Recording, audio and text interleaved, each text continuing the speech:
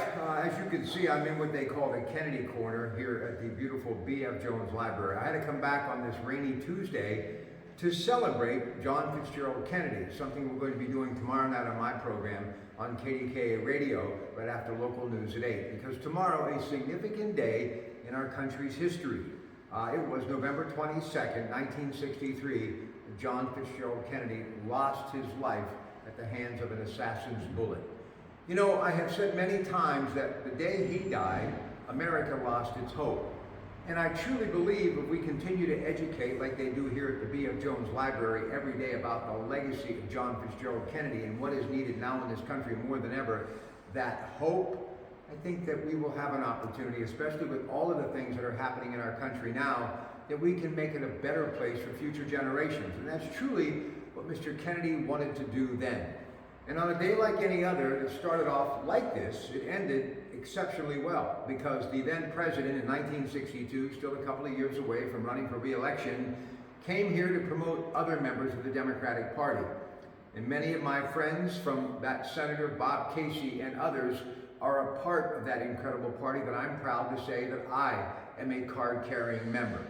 And I look at others here in this region, councilmen, of course, many here in Aliquippa through the years, and throughout this region, mayors, and those who continue to really move the meter, sheriffs and others who work in that courthouse throughout the years who were members of the Democratic Party.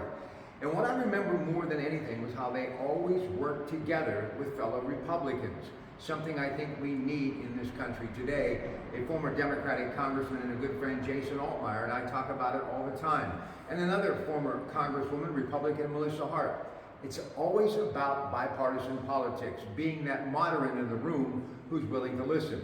And I know President Biden has done it at times. That was really made him such a great senator early on, representing the state of Delaware, and eventually would go on and become a vice president under Barack Obama, who knew how important it was to reach across the political aisle.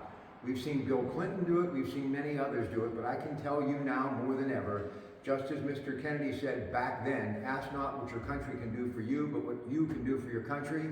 It has been never more important for us to work together in the nation's capital, in the state's capital, and more importantly, throughout this country. Our Governor Josh Shapiro, I think, has started off on the right foot, trying to bring people together.